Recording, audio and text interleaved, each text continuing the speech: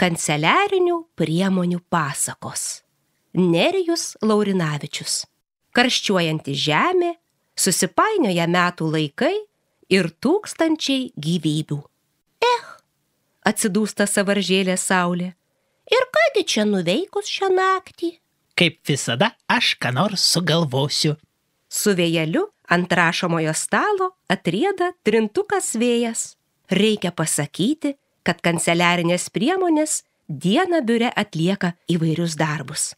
Kitaip tariant, jomis naudojasi rankos. Vakare tos priemonės truputį nusnaudžia, o naktį prigyja ir pasileidžia ieškoti nuotykių.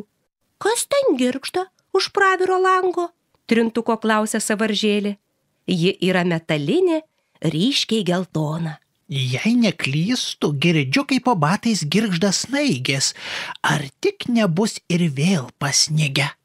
Svarsto pirštą į viršų iškėlęs trintukas. Jis šviesiai mėlynas, kaip birželio dangus. Bet argi dabar ne balandžio vidurys? Stebisi saulė. Tikrai keista, Pripažįsta vėjas. Kanceliarinių priemonių internete skaičiau, kad mūsų planetoje metų laikai išsikraustė iš proto ir visai susipainiojo.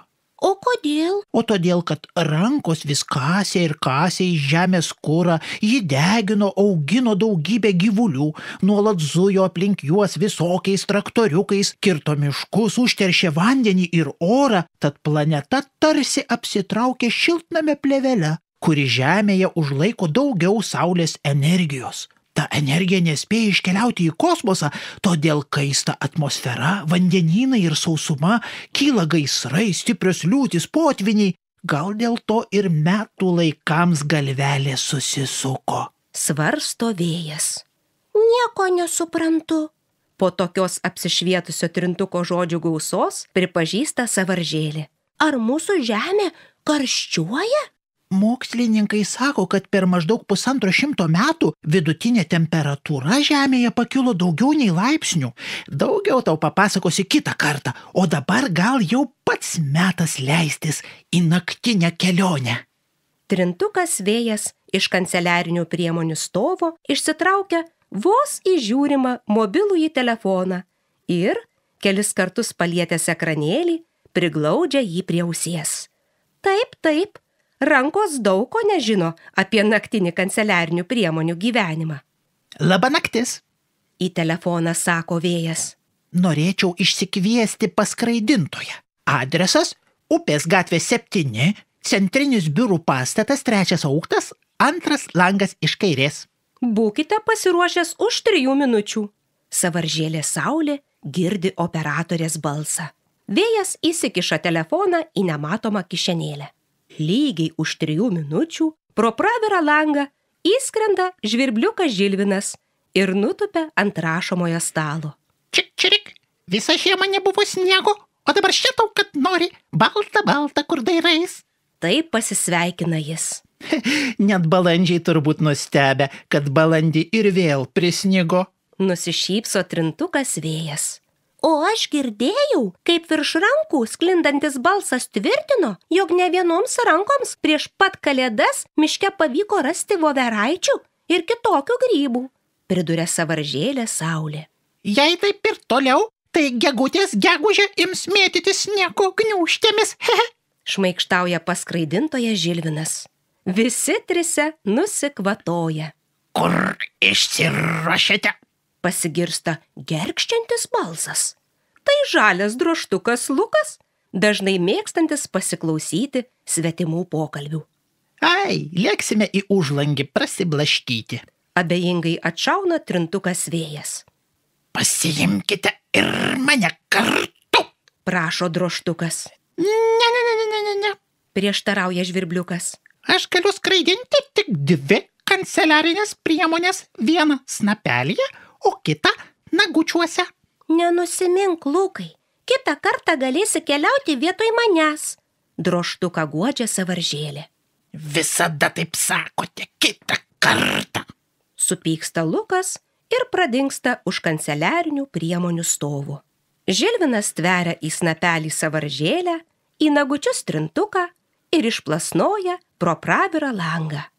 Net danguje ryškiai šviečiantis mėnulis truputį pavydi keliauninkams. Kai sugalvosite skristi atgal, vėl mane išsikvieskite. Čik. Suspirga žvirbliukas, paleisdamas keliautojus. Dabar jau lėksiu, nes turiu kitų užsakymų. Šuoliuoja kanceliarinės priemonės per šviežutėlį sniegą ir staiga išgirsta kažką gailiai kūkčiojant. Kas nutiko? Kodėl ašaroji? Sąvaržėlė Saulė užkalbina ant šaligatvio gulintį ledų popierėlį. Aš verkiu, nes dabar esu šiukšlė, atsako nelaimėlis. Visai tu ne šiukšlė, esi dailus, blizgantis popierėlis. Bando guosti trintukas Vėjas. Kai dar manyje buvo ledai, kai patogiai gulėjau šaldytuve, nugirdau, kaip kiti ledų popierėliai kuždėjosi, jog mes turime 1000 gyvybių. Pasakoja paklydėlis. 1000 gyvybių? Aš irgi norėčiau tiek turėti. Į orą pašoka sąvaržėlė. Tačiau tik jei patenkame į tinkamą rūšiuojamų atliekų konteinerį. Jeigu ne, mes tampame šiukšlėmis. Patikslina popierėlis. Kanceliarinių priemonių internete skaičiau, kad rankos dažnai neatsakingai teršia aplinką.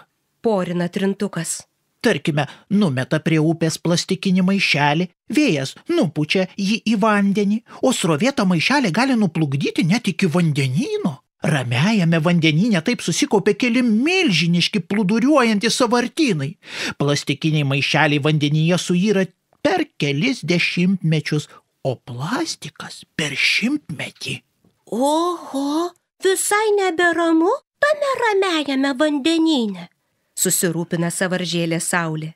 Taip, ypač gyvūnams. Kai kurios žuvys apirusi plastiką palaiko maistu, o vėžliai plastikinius maišelius supainioja su medūzomis ir praryja, todėl žūva.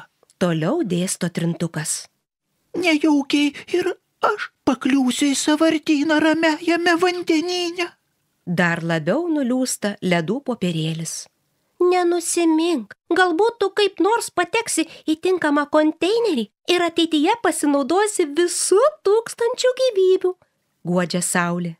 Netikėtai palei žemę trūkteli Vėjas. Snaigėmis aplipęs ledų popierėlis nuskrenda į kitą gatvės pusę. Sąvaržėlė ir trintukas tarsi ledo arenoje čiuožia šaligatviu tolyn, gaudo ore besisukančias snaiges, kurios lėtai krenta ir į parkelyje jų žydinčių tulpių žiedus. Kai taip smagu, laikas lekia. Kanceliarinės priemonės nė nepastebi, kad artėja rytas. Atsargiai! Surinka trintukas. Oi! Aikteli sąvaržėlė, kuri vos spėja pasitraukti į šalį nuo šaligatvių žaibiškai atslystančio sniego kastuvo. Ankstyvas kiemsargis stumia kastuvą priešai save. Tada sustoja, pasilenkia ir kažką pakelia nuo grindinio. Trintukas Vėjas iš nematomos kišenėlės išsitraukia telefoniuką ir renka paskraidinimo tarnybos numerį.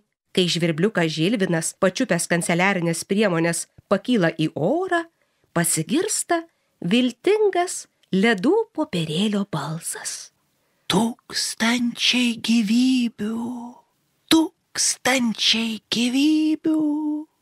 Ir švaresnis ramusis vandenynas, tarsteli sąvaržėlė Saulė, kai bičiuliai sugrįžta į centrinį biurų pastatą upės gatvėje ant namais kvepiančio rašomojo stalo. Už kanceliarinių priemonių stovo girdisi drožtuko Luko knarkimas.